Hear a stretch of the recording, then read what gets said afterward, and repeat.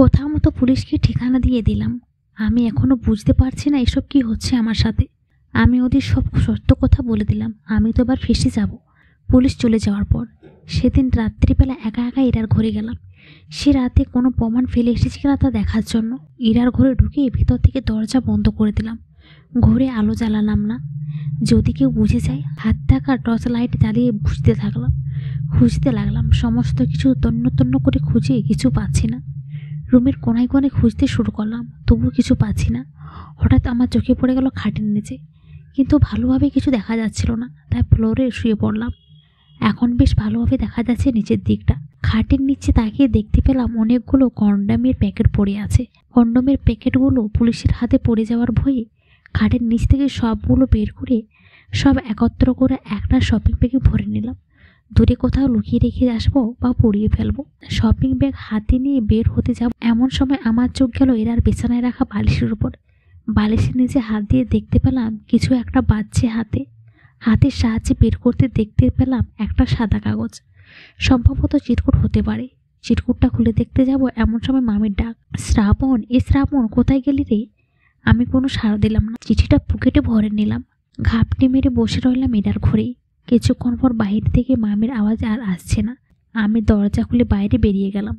বাইরে এখন অনেকটাই অন্ধকার, জ্যোৎস্নার আলোয় হালকা হালকা দেখা যাচ্ছে। এরার ঘর থেকে আনা শপিং ব্যাগটা হাতে নিয়ে করে বেরিয়ে পড়লাম জঙ্গলের দিকে। নানুর বাড়ির পাশে একখানা ঘন জঙ্গল আছে, সেখানে ব্যাগটা লুকিয়ে আসবো, যাতে করে কেউ খুঁজে না পায়। শপিং ব্যাগটা হাতে নিয়ে হাঁটতে লাগলাম। ঘন জঙ্গলের গলি ধরে হাঁটছি। জ্যোৎস্নার আলোয় পথ দেখতে খুব একটা কষ্ট হচ্ছে না। এমন সময় অনুভব করলাম আমার পাশে গলি দিয়ে কেউ যাচ্ছে। জঙ্গলে থাকা পাতার ঘন ঘন আওয়াজ আসছে কানের কাছে। হাতের সাহায্যে ঝোপ সরে দেখতে পেলাম কেউ একজন কিছু টেনে নিয়ে যাচ্ছে। জ্যোৎস্নার আলো স্পষ্ট বোঝা যাচ্ছে। ভালো করে দেখার জন্য ঝোপটা আরেকটু সরালাম। এখন স্পষ্ট দেখা যাচ্ছে, কিন্তু আমি এটা কি দেখছি? এটা তো আমার বন্ধু সাকিব আর শামীম। ওরা মারা গেল কি করে? তবে কি এরা ওদের মেরে ফেললো? এরা কি সবটা জেনে গেছে? এরা সাকিব আর শামীমকে নিয়ে কোথায় যাচ্ছে দেখার জন্য এরার পিছু নিলাম। চুপি চুপি হাঁটছি এরার পেছনে। হাঁটতে হাঁটতে এরার কবরের পাশে চলে আসলাম। এটা ঠিক তার কবরের পাশে গিয়ে দাঁড়ালো। আমি বুঝতে পারলাম এখন অনেক ভয়ঙ্কর কিছু অপেক্ষা করছে আমার জন্য।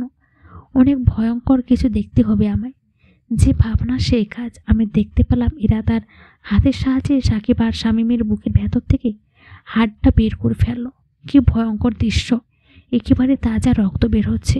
ভয়ে আমার গলা শুকিয়ে গেছে। শরীর দিয়ে অঝরা ঘাম ঝরছে। ভয়ে আমি অজ্ঞান হয়ে গেলাম।